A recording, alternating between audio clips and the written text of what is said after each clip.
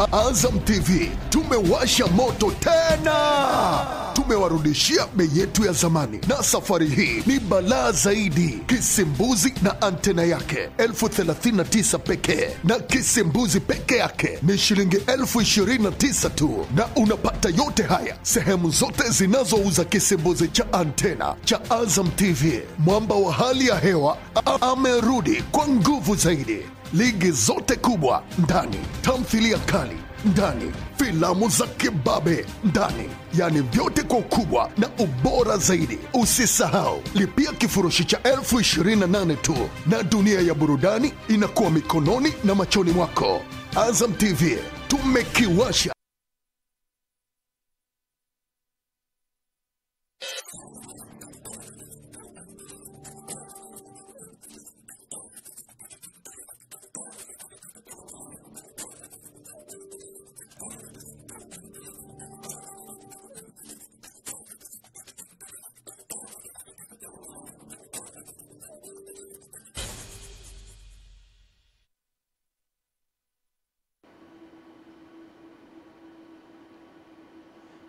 Naam, mtazamaji wa Channel 10 kilicho bora, ni siku nyingine tena ya tarehe 3 ya mwezi wa 10 mwaka 2025. Ujambo na karibu katika kipindi chetu cha Baragum Live ambacho kinakuja kila siku ya Jumatatu hadi Ijumaa. Muda na wakati kama huu ndio sehemu pekee ambayo utayapata mambo mengi ambayo yanakuhusu wewe mtazamaji, kukuhabarisha, kukuelimisha, lakini pia wakati mwingine kukuburudisha. Na kama ambavyo tulivyo siku zote, niko na Dorcas Selemsi Mtenga, mama mkwe, na mimi ni Emmanuel Mwakapotela. Habari ya asubuhi Dorcas Selemsi Mtenga. Salama sana. Ndio. Ni siku njema, siku nyingine. Tukiwa na shukrani nyingi sana kufikia mwisho wa wiki katika kabisa, katika ufanyaji kazi. Siku ambayo unaipendaga hii. Sana. Najua hii. Yaani hapa tunaawaza kesho nitakapolala. Kupumzika muhimu sana. Dorcas, hivi umeshawahi kumkumbuka mwalimu wako aliyokufundisha, au niseme kuondoa ujinga? Nawakumbukaga sana walimu. Unawakumbuka kwa namna gani? Nawakumbuka kwa namna ambavyo kwanza ndio walinifundisha, na kwa namna ambavyo wameniwezesha ndio kufika hapa nilipo katika masuala ya kielimu. Masuala ya kielimu. Tuseme na kukuondoa ujinga. Na kuniondoa ujinga kabisa. Uone? Kwa sababu wametuondoa ujinga sana. Sana. Ilifika kipindi mpaka rafiki yangu mmoja alikuwa mkuu wa mkoa wa Songwe. Akisema, kijana ukitaka kuoa au binti unataka kuolewa, umekumbuke? Akasema mtafute mwalimu.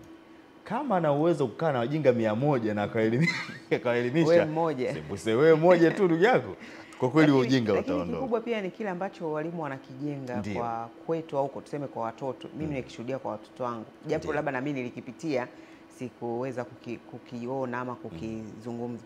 Yaani unakuta mtoto akishafundishwa kitu fulani na mwalimu, labda akaja nyumbani, wewe unamwambia hiki mfanya hivi na hivi, anakuambia hapana.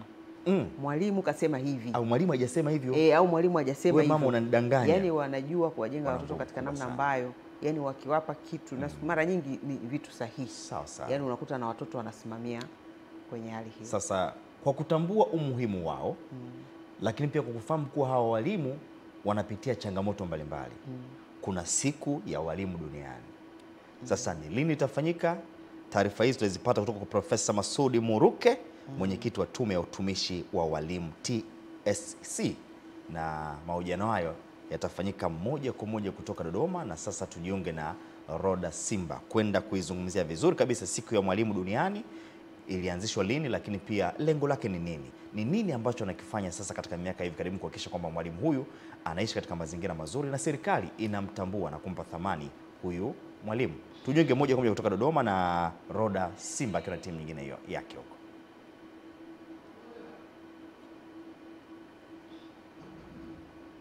Ndio.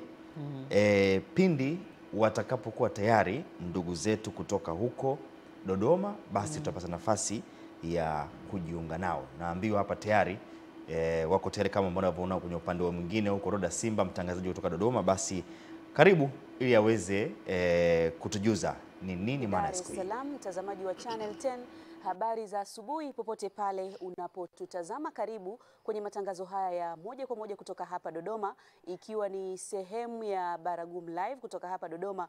Mimi ni Roda Simba, lakini katika upande wa kamera na msimamizi wa matangazo haya ni Kuringe Mongi. Mtazamaji, tutakwenda kwa zaidi ya dakika 50 kutoka sasa, ambapo tutakwenda kuzungumza na mwenyekiti kutoka Tume ya Utumishi wa Walimu TSC, ambapo tutazungumzia siku ya mwalimu duniani, na siku hii huadhimishwa tarehe 5 ya mwezi wa 10, na ni kila mwaka siku hii huadhimishwa. Na leo kama nilivyokutambulisha hapo awali kwamba nipo na Profesa Masudi Mruke, yeye ni mwenyekiti wa Tume ya Utumishi wa Walimu. Mwenyekiti, habari za asubuhi? Nzuri sana ndugu mtangazaji. Hongera kwa majukumu. Asante sana, na wewe hongera kwa majukumu. Asante. Asante sana. Mwenyekiti, tunapoanza kabisa kipindi chetu, ndiyo, ni kwa nini siku hii ya mwalimu duniani huadhimishwa? Asante sana ndugu mtangazaji. Kwanza ni shukuru Channel 10 kwa kutupa nafasi hii ya kuja kuongea kuhusu siku hii ya mwalimu na mambo ya mwalimu kwa ujumla. Siku hii ya mwalimu duniani huadhimishwa kila tarehe 5 mwezi wa 10. Na maadhimisho haya yameanzishwa na shirika la elimu, sayansi na utamaduni, yani UNESCO, pamoja na shirika la kazi duniani ili kutambua na kuheshimu kuheshimu kazi za walimu.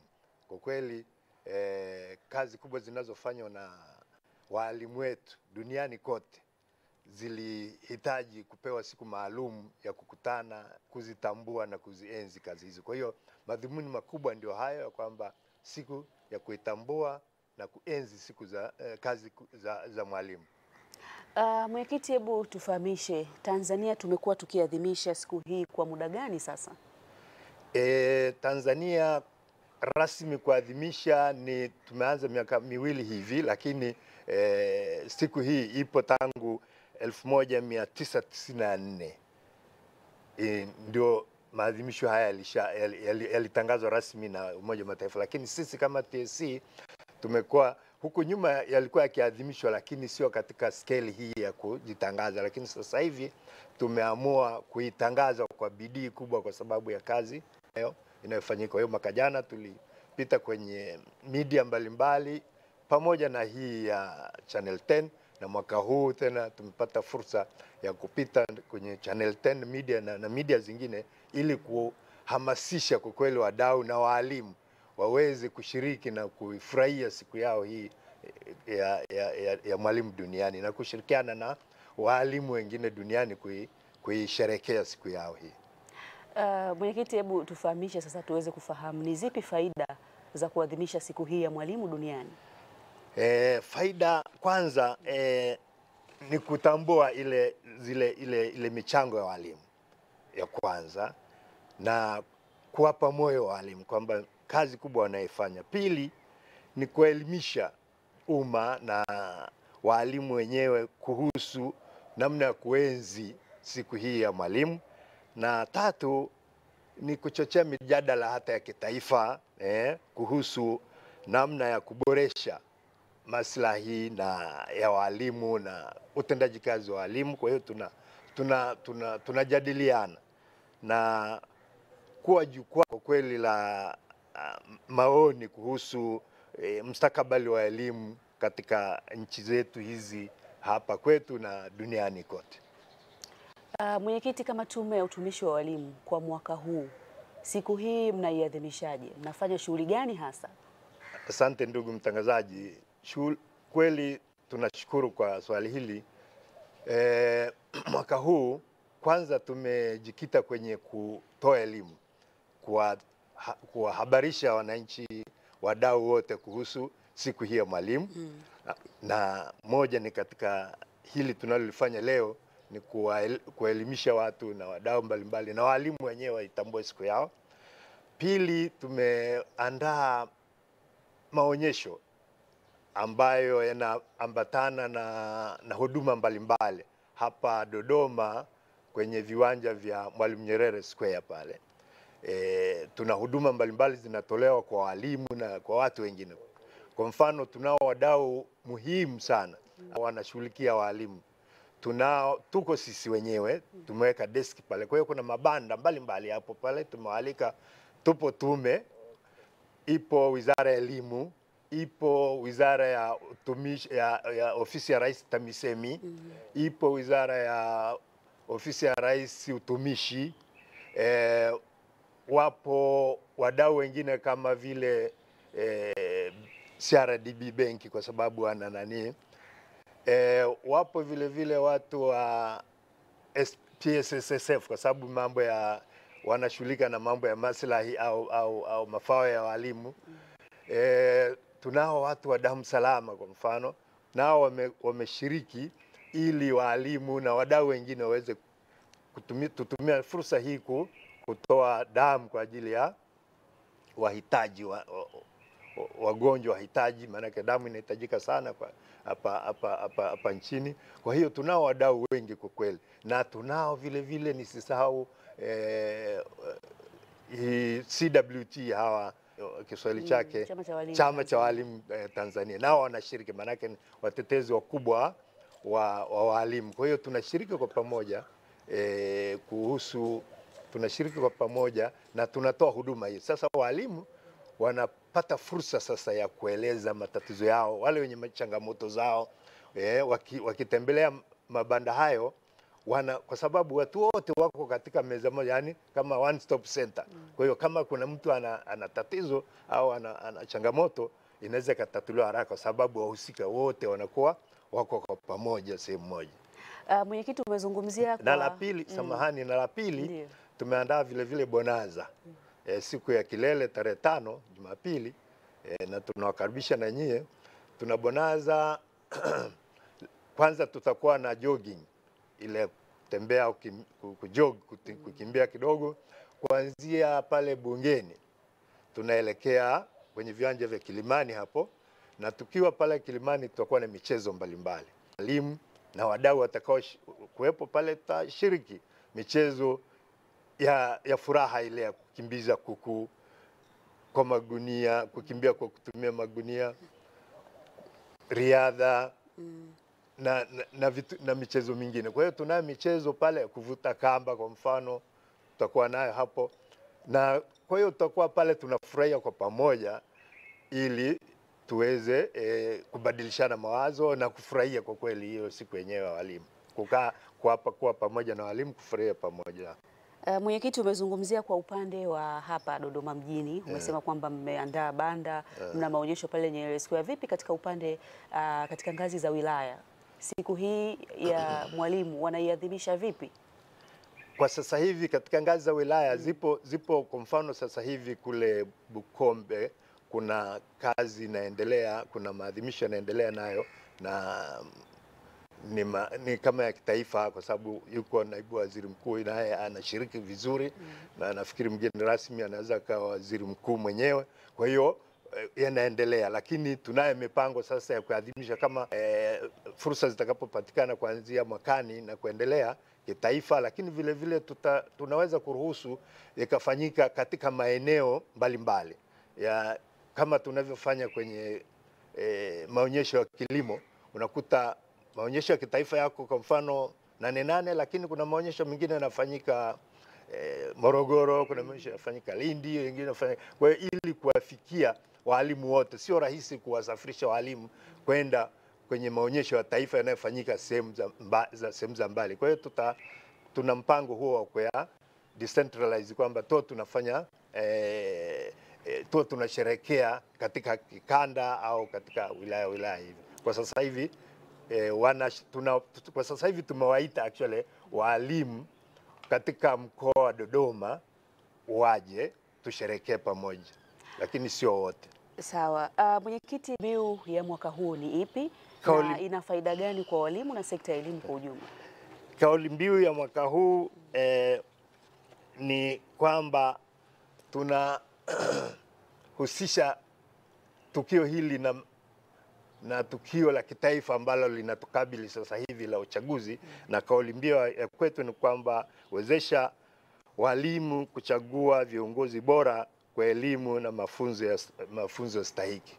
Kwa hiyo walimu tunawahamasisha washiriki kwenye uchaguzi ili waweze kuchagua viongozi bora ambao watakuwa na maslahi katika elimu na kwa taifa zima.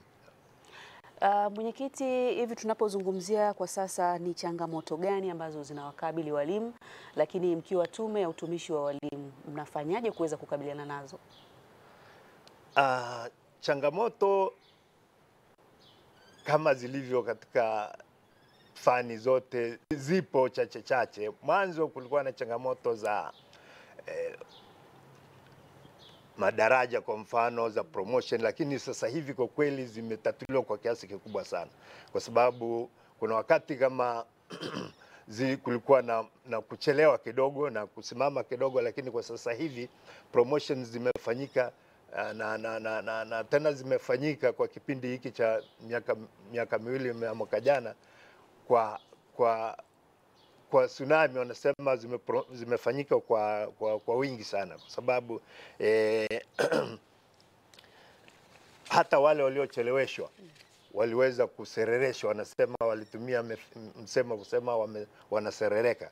Lakini kuna changamoto zingine za mazingira ya kazi ambayo kwa kweli yametatuliwa sehemu kubwa sana. Miaka ya nyuma huko walimu wa vijijini walikuwa kidogo wana changamoto za mazingira, lakini sasa hivi sisi ni mashahidi, serikali imefanya kazi kuboresha mazingira ya kufundishia. Mashule yamejengwa mazuri, yamerekebishwa, na ukiwa vijijini yale mashule mazuri au ukiona majumba mazuri, ukiona majengo mazuri, ujue ni shule au mahospitali. Kwa hiyo huduma zingine serikali zimefika huko kila mahali, kwa mfano maji, umeme upo katika maeneo yote. Kwa hiyo usafiri vile vile sio tatizo sana kama miaka ya nyuma. Kuna maeneo miaka ya nyuma huko kusafiri mwalimu kwenda hata kupata mshahara wake ilikuwa ni tatizo kubwa sana, lakini sasa hivi usafiri umerahisishwa sana sehemu zote. Nafikiri ni mashahidi sisi tunakoenda vijijini, tunaona mabadiliko makubwa kabisa. Kwa hiyo changamoto zile ndogo ndogo zipo kama za kawaida sana, sio changamoto kubwa ya. Mwenyekiti, kumekuwa na hili swala la mafunzo kazini na uendelezaji wa taaluma. Tume ya Utumishi wa Walimu fanyaje kuhakikisha swala hili linasimamiwa kikamilifu? Asante ndugu mtangazaji. Sisi kwa kweli tunasimamia hilo kwamba kwa kushirikiana na mwajiri, walimu wanatakiwa wapate mafunzo. Kwanza tunatoa fursa ya watu kujiendeleza. Kwa hiyo zile fursa za kwamba watu wakasome, wakajiendeleze, wapande daraja, hiyo ipo wazi na tunawahimiza sana walimu waweze kujiendeleza. Pili, tunaandaaga makongamano mbalimbali na ya kuelimisha kuhusu utendaji wao wa kazi, kuhusu yepi wanatakiwa wafanye ili waweze kufanikisha na vitu kama hivi. Tatu, tunaandaa machapisho mbalimbali. Kwa mfano tunalo chapisho kama hili ambalo ni mwongozo wa mafunzo elekezi kwa walimu wapya wanaoajiriwa katika wa umma Tanzania bara. Kwa hiyo vitu kama hivi tunaviandaa na kuvisambaza, na tuna miongozo mingi ambayo tunaandaa ili kuweza kuwapa walimu uelewa mzuri wa mambo yanayotakiwa kufanyika katika nani. Kwa hiyo hii miongozo kama huu unawasaidia kujua vitu gani wafanye, vitu gani vinatakiwa, na kuwajengea uweledi kwa kweli wa kazi yao. Mwenyekiti, zamani tulikuwa tukiona kwamba mtu anaposoma anatamani akishamaliza shule awe mwalimu, lakini sasa hivi imekuwa ni tofauti. Nini ambacho kimefanya kada hii isionekane kama zamani watu walivyokuwa wakiipa thamani, wakiheshimu na wakitamani mtu akimaliza awe mwalimu? Asante sana, swali zuri hili. Ni kweli walimu katika enzi hizo kama ninavyosema, walikuwa ni kioo cha maisha, na ukimwona mwalimu yule ni mwalimu, ukimwona yani walikuwa wanajionyesha kwenye jamii. Na katikati hapa kukalega kidogo, lakini tuseme kwa kweli sasa hivi heshima ya mwalimu inaanza kurudi. Sisi tunachofanya ni kuhakikisha kwamba walimu tunakazania kwenye kujenga weledi na maadili. Hapa katikati kwa sababu ya utandawazi huu, taaluma zikaingiliwa na utandawazi, kwa hiyo ikawa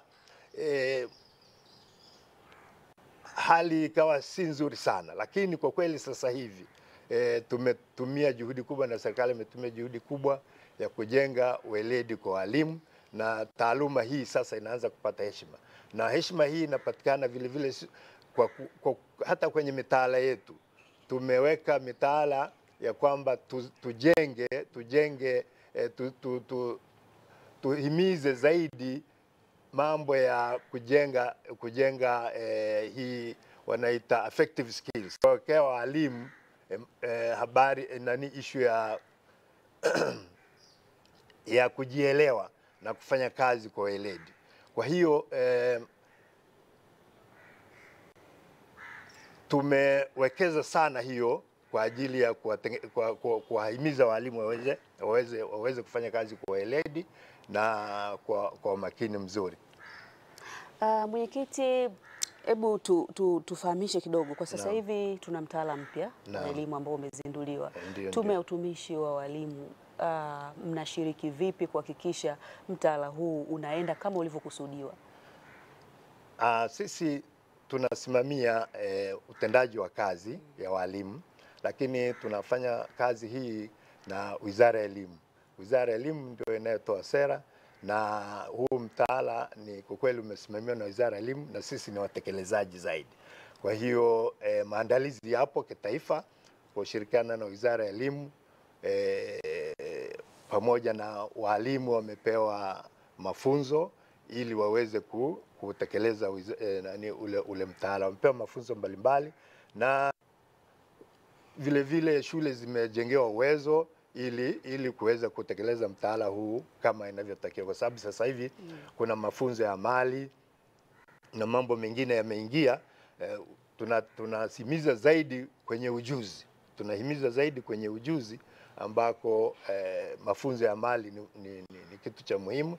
Kwa hiyo serikali kupitia Wizara ya Elimu inaajiri walimu ambao wanaajiri walimu ambao wana uwezo wa kufundisha mafunzo ya amali. Kwa mfano, walimu wanaoshughulikia na biashara, walimu wanaoshughulikia mambo ya ufundi. Kwa hiyo hawa watu wanaajiriwa kwa wingi, na idadi yao ipo kubwa tu imetangazwa. Kwa hiyo kwa kutumia mikakati hiyo, kwa kweli serikali tumejipanga kutekeleza hii sera ya elimu. Na vipi kuhusu hao walimu ambao tayari walikuwa wapo kwenye ajira, hawajapatiwa mafunzo haya ya amali? Mafunzo haya amali, kama nilivyosema, serikali imeanza kwa kutoa mafunzo kwa walimu waliokuwepo. Kwanza kutoa mafunzo walimu waliokuwepo na kuajiri walimu wapya. Kwa hiyo kwa kweli maandalizi yameanza kwa kuorienti hawa walio, alafu na kuajiri vile vile wengine ambao ili kujaza kuongezea nafasi za ufundishaji. Mwenyekiti, tuzungumzie maboresho ya kufundishia katika mazingira ya vijijini. Tume ya Utumishi wa Walimu, mnafanyaje kuhakikisha mazingira hasa ya vijijini, tunazungumzia wilayani ndani kule, wale walimu wawe na vitendea kazi, au haya mafunzo ambayo tunapewa, haya mafunzo ambayo wamepewa ya amali na huu mtaala mpya, waweze kufanya kazi zao kwa weledi zaidi? Nashukuru sana kwa swali hili. Ni kwamba kwa kushirikiana na, kwanza washirika wakubwa ni TAMISEMI, serikali ya mtaa, na Wizara ya Elimu na serikali kwa ujumla imejipanga vizuri. Kwanza kama unavyojua mashule yameboreshwa vizuri na mazingira ya kufundishia yameboreshwa sana. Kwa hiyo vifaa mbalimbali vimeshakuwa viko mashuleni na walimu hawa wanasambazwa mashuleni.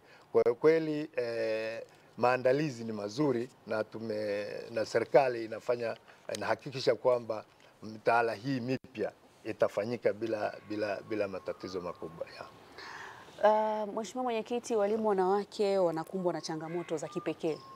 Sasa kama Tume ya Utumishi wa Walimu, mnafanyaje kuhakikisha basi ili swala la ujinsia linakuwa halipo ili waweze kufanya kazi zao kwa weledi? Na sisi tume kwa kweli tunazingatia hilo na serikali inazingatia hilo. Ni walimu wa kike sawa na walimu wengine, tunaangalia mazingira ya kazi. Walimu wa kike wanapopelekwa mahali lazima tuangalie mazingira yao, na kwa kweli tunawasaidia.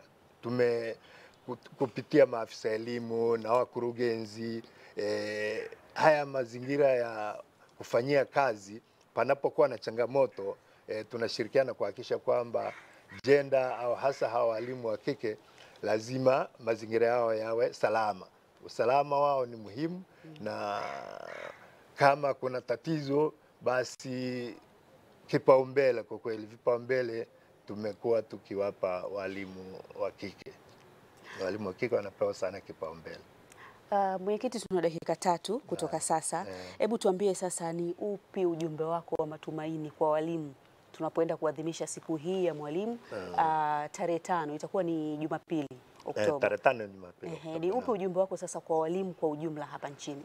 Ujumbe wangu kwa walimu ni kwamba tufanye kazi kwa bidii, tuwe weledi, na serikali inawathamini na inafanya kazi kila juhudi zote kuhakikisha kwamba mazingira yao na maslahi yao yanaboreshwa. Kwa hiyo sisi tuendelee kujituma na serikali yetu inaendelea kutujali ili tuweze kujenga taifa letu imara.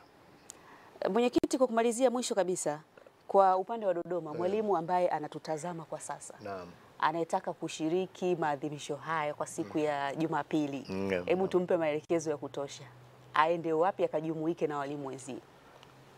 Kwa watu wa Dodoma tunawakaribisha sana hapa. Kwanza wiki hii yote kuanzia tarehe 1 tu waja hapa maonyesho ya Mwalimu Nyerere Square hapa, ili wapate huduma mbalimbali wanazohitaji. Kama wana changamoto basi waje kwanza hapa, alafu mwisho siku ya kilele tukutane pale Bungeni asubuhi na Kilimani, viwanja vya Kilimani kwa ajili ya bonanza. Na mwisho ni pengine sikulisema hili, ni kwamba niwahimize washiriki kwa kweli walimu kwenye uchaguzi ili waweze kuchagua viongozi bora ambao watawasaidia katika. Asante kwa muda wako. Asante sana. Nakushukuru sana, nikutakie majukumu mema. Asante sana mtangazaji. Mtazamaji wa Channel 10, nilikuwa nazungumza na mwenyekiti wa Tume ya Utumishi wa Walimu TSC, Profesa Masudi Muruke, ambaye yeye tumezungumza naye kwa dakika 25. Tumezungumzia siku ya mwalimu duniani ambayo inatarajiwa kuadhimishwa tarehe 5 Oktoba, na kwa siku hiyo kwa upande wa Dodoma, mwenyekiti tayari ameshatoa maelekezo kuhusiana na namna siku hii ya mwalimu itakavyoadhimishwa. Mpaka kufikia hapa, mimi nakuwa sina la ziada. Mimi ni Roda Simba ambaye nimekuendeshea matangazo haya, lakini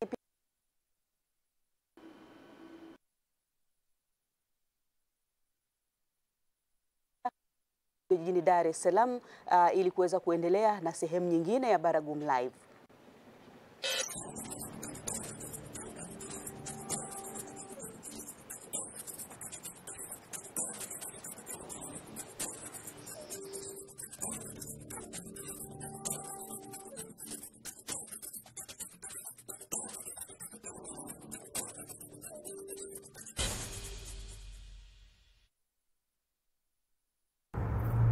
tarehe 1 mwezi wa pili mwaka 2025 saa 12 na dakika 50 jioni. Ulikuwa wapi? Nilikuwa nyumbani kwangu. Una uhakika? Mteja wa mwisho amelipia Kivulini Restaurant. Ulikuwa wewe. Ndipo upotevu ulipotokea. Unataka kujielezea? Ni ukweli. Nimefanya muamala nikiwa nyumbani. Nimeitoa chakula changu, nimelipa kwa simu banking. Patie simu yake. Weka loudspeaker tusikie. Halo, tunaongea na Azai Kijiwenongwa AKA Mama Shibai. Tunapiga simu kutoka benki ya CRDB.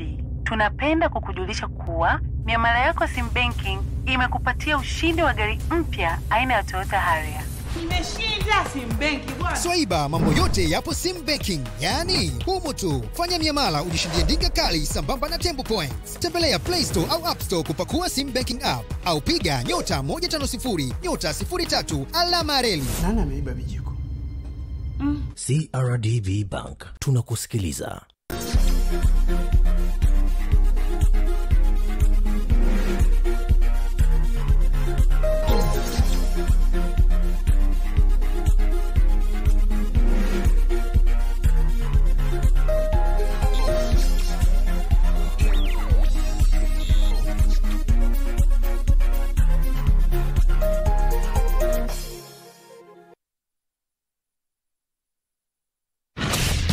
Azam TV tumewasha moto tena. Tumewarudishia bei yetu ya zamani, na safari hii ni balaa zaidi. Kisimbuzi na antena yake 1039 pekee, na kisimbuzi peke yake ni shilingi 1029 tu, na unapata yote haya sehemu zote zinazouza kisimbuzi cha antena cha Azam TV. Mwamba wa hali ya hewa amerudi kwa nguvu zaidi. Ligi zote kubwa ndani, tamthilia kali ndani, filamu za kibabe ndani, yani vyote kwa ukubwa na ubora zaidi. Usisahau, lipia kifurushi cha 1028 tu na dunia ya burudani inakuwa mikononi na machoni mwako.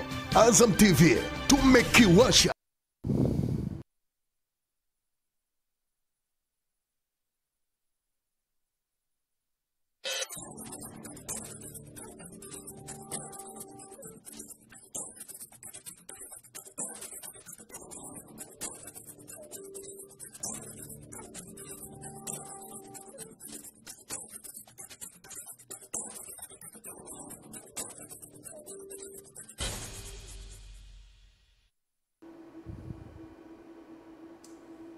Na mtazamaji, bila shaka umzima wa afya, kwa mara nyingine tena karibu katika mahojiano ya sehemu ya pili. Na mara ya kwanza tulikuwa tumejiunga na wenzetu kutoka Dodoma, walikuwa wanazungumzia kuhusiana na siku ya mwalimu duniani, lakini leo hii tutakwenda kuzungumzia kwa mara nyingine kuhusiana na siku ya posta duniani. Nafahamu unaelewa kwamba kuna shirika la posta hapa nchini Tanzania.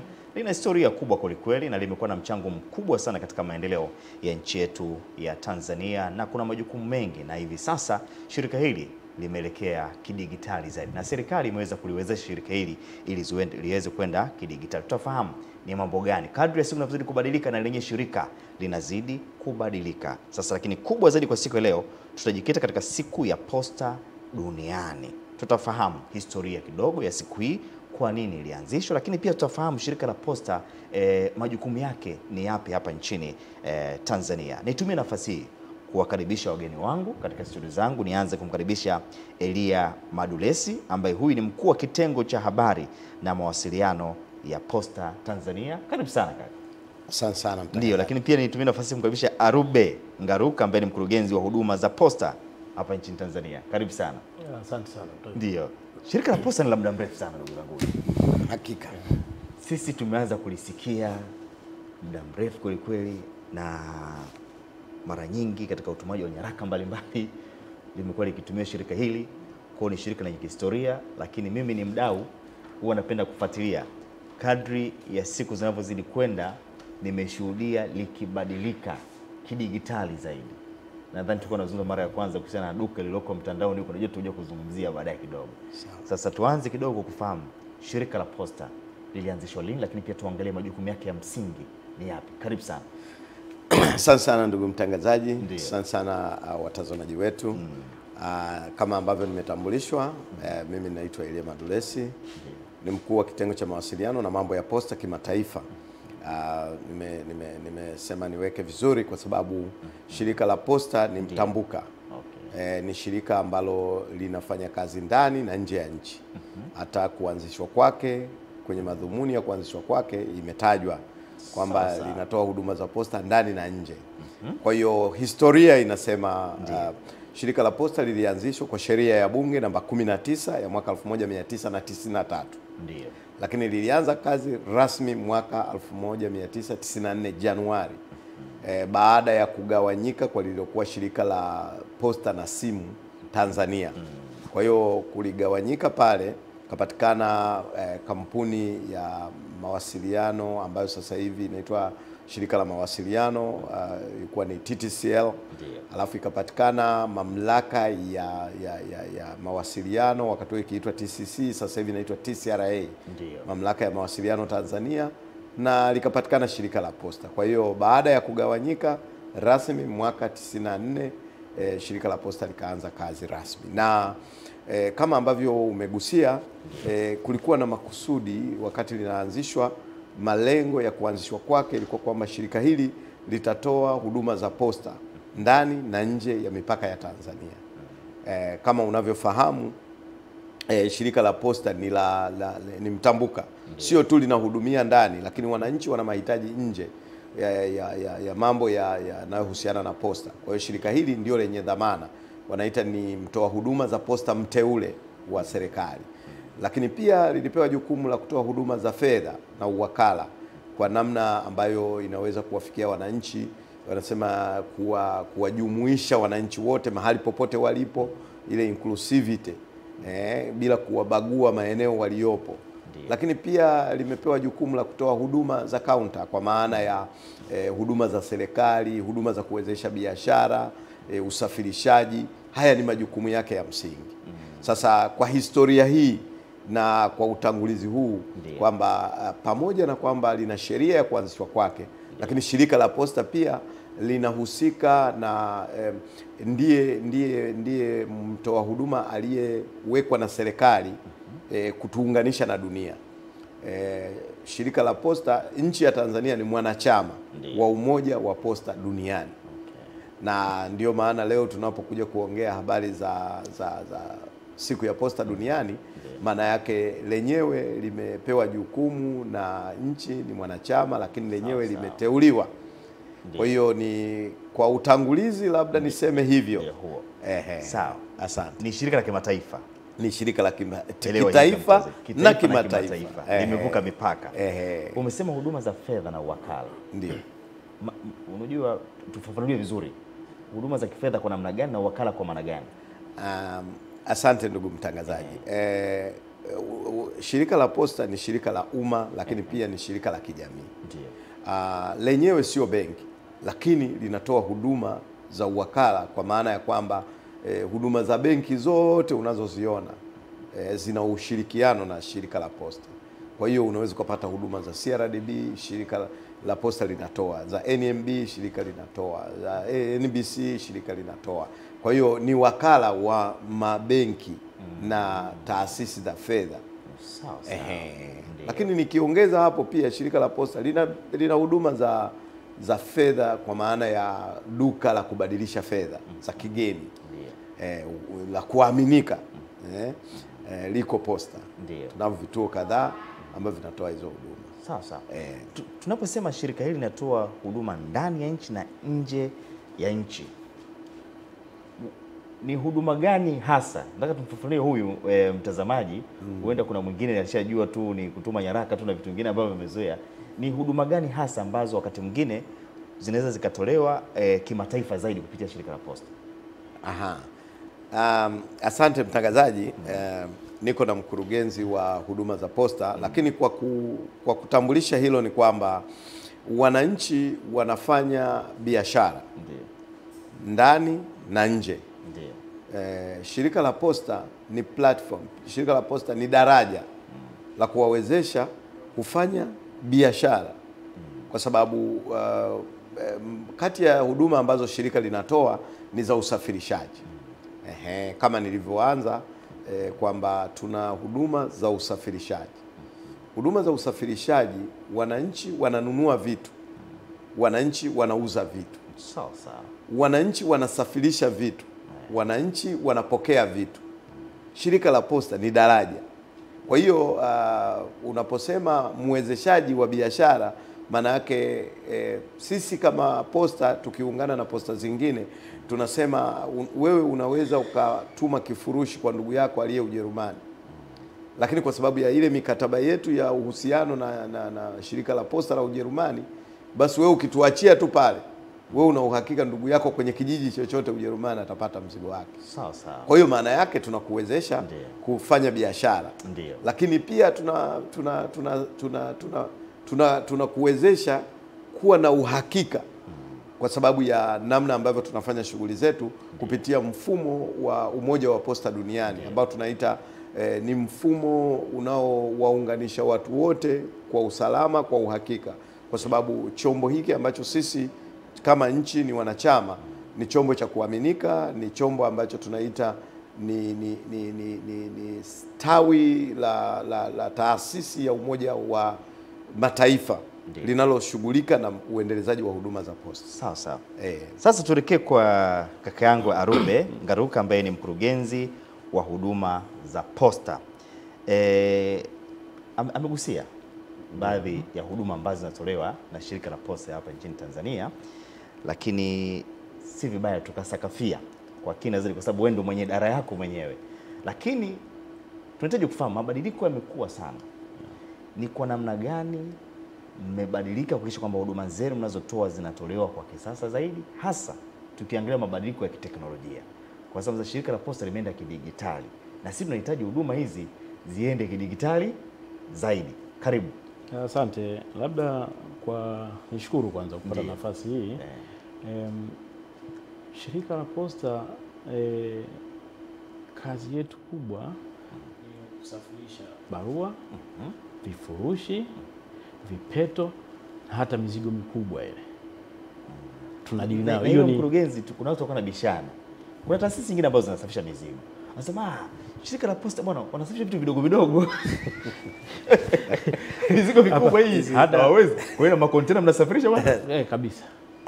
Sawa. Kabisa kabisa kusafirisha mizigo mikubwa. Na ukifika pale ofisini kwetu utaona kuna magari hata ni 30 mengi tu hapo kwa ajili ya kubeba hiyo mizigo mikubwa kutoka sehemu moja kwenda sehemu nyingine. Kwa hiyo ukiangalia kimsingi tunasafisha vifurushi, barua, vipeto na hiyo mizigo mikubwa. Lakini umezungumzia swala la kidigitali. Kwanza lazima tufahamu shirika la posta tuko chini ya Wizara ya Mawasiliano na Teknolojia ya Habari. Teknolojia ile imeingia ndani yake. Imeingia ndani yake. Kwa hiyo na sisi sasa tuko katika kuipigania ile teknolojia, tuhakikishe kwamba shirika la posta inafanya kazi kidigitali zaidi. Na mpaka sasa tumehakikisha huduma zetu zote ziko kidigitali. Na wananchi tunachoweza kuwasihi, kuna application yetu Posta Kiganjani. Ukiingia mule unakuta kila kitu, huduma zote ziko mule. Kwa hiyo huduma zetu kimsingi ziko kidigitali, huduma zote. Na labda nitaje tu huduma ambazo tunazo sisi kama shirika la posta. Kuna huduma ya usafirishaji wa haraka ambayo tunaita EMS, na hii ni ndani na nje ya nchi. Ameongea mwenzangu hapa, kwa maana tumeunganishwa katika Umoja wa Posta Duniani ambao una nchi 192 na kuna zaidi ya ofisi 600 duniani kote. Zote tumelinki pamoja kwa ajili ya kuhakikisha dunia tunaihudumia. Kwa hiyo leo Tanzania yoyote, mwananchi yoyote anaweza akatuma mzigo wake kutoka hapa kwenda nchi yote kati ya hizo nchi 192 na barua ikafika. Na uzuri wa hizi huduma zetu sasa hivi tumesema ziko kidigitali, una uwezo wa kuitrack ile barua.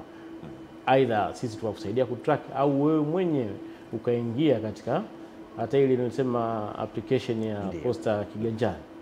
Unaweza ukaingia mule ukaweza kutrack mzigo wako popote pale ulipo.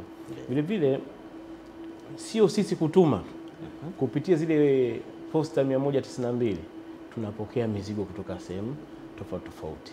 Kija hapa tunahakikisha tunaifikisha kwa jamii. Sasa nikija kwa upande wa ndani, mfano hii EMS ni huduma ya haraka. Tuna huduma za kawaida vile vile, lakini na zenyewe zinakuwa na uwezo wa kutrack. Unaweza kutrack item yako kwamba imefika wapi. Mfano nachukua item inakwenda Dodoma au inakwenda Kagera, inakwenda Mwanza.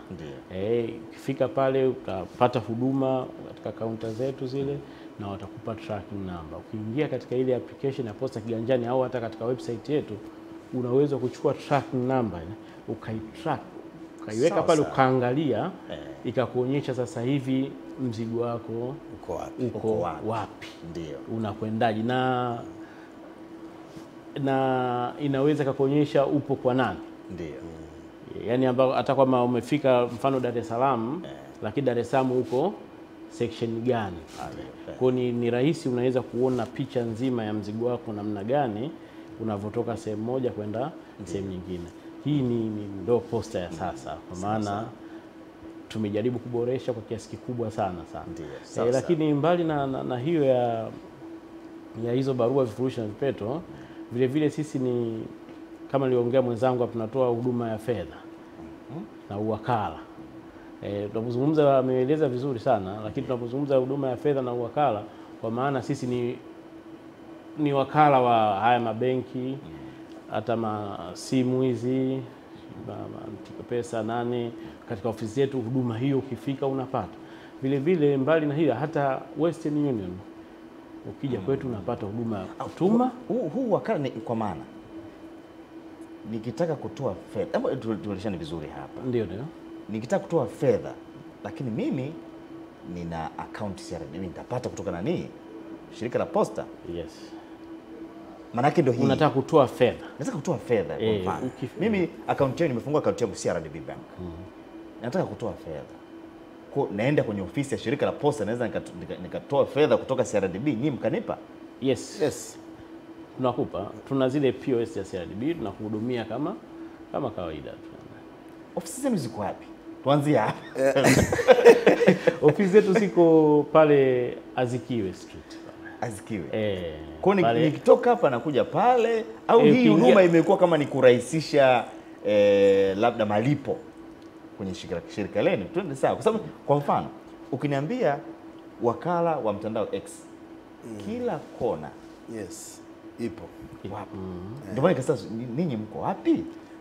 Na sisi tuko pale, ukija kuna counter yetu iko pale, imewekwa special kulingana na mfano wa mabenki haya na hawa watu wa huduma. Kwa hiyo ukija unapata huduma. Na kwenye hizo ofisi 600 zote huduma hii inapatikana?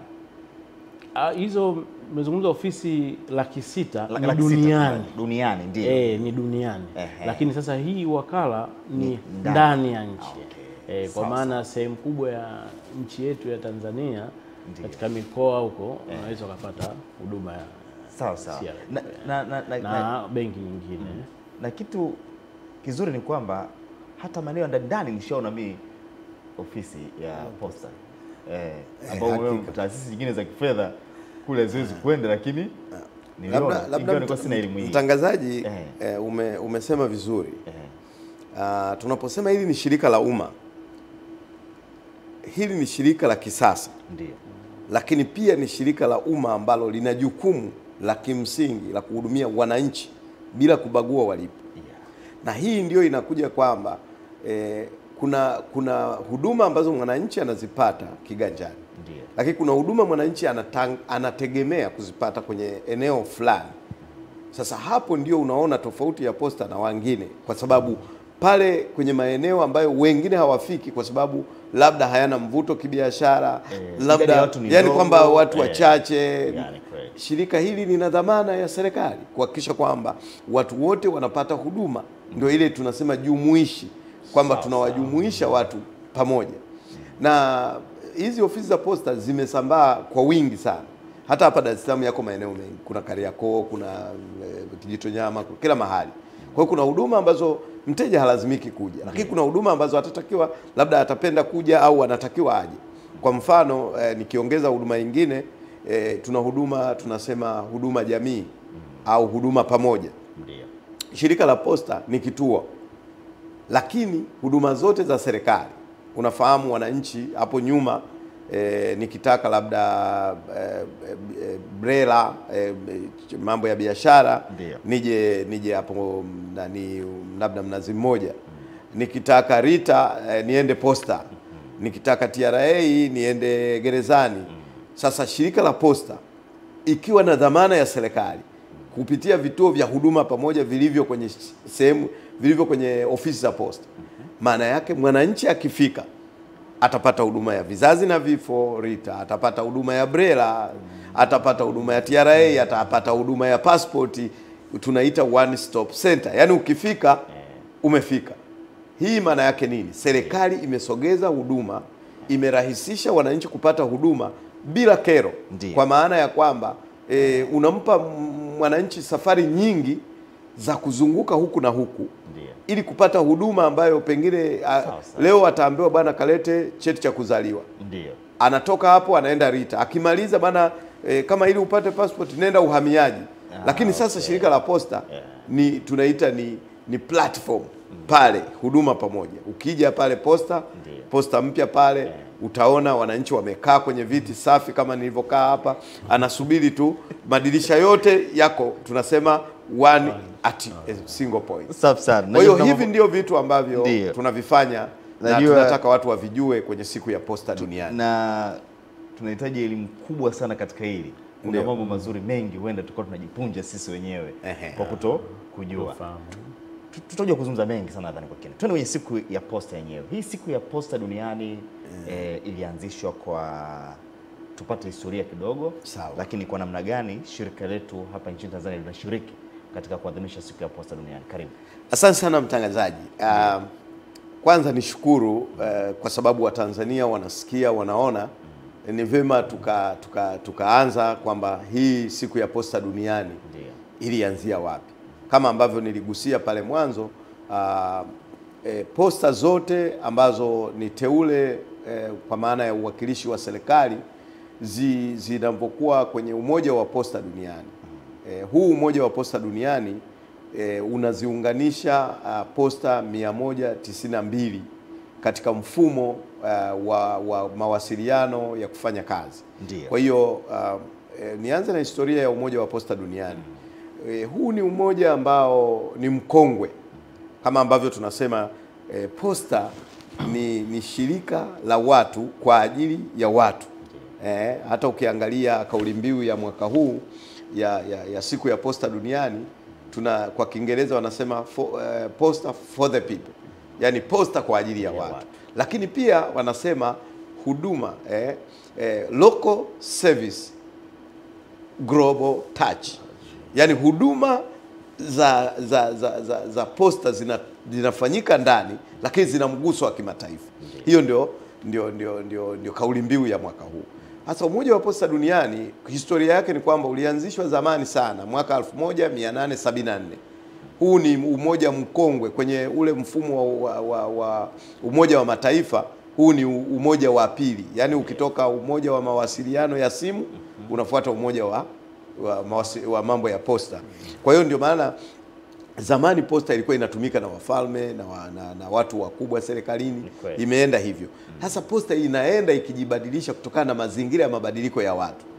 Kwa hiyo ukisikia posta ya kidijitali, maana yake posta imeanza huko ikija ikibadilika. Kwa hiyo mwaka 1969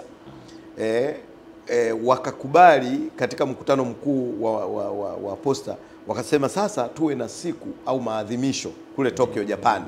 Tuwe na maadhimisho ya siku ya posta duniani. Lengo lake nini? Ni kama ambavyo tumeanza kwa mjadala hapa.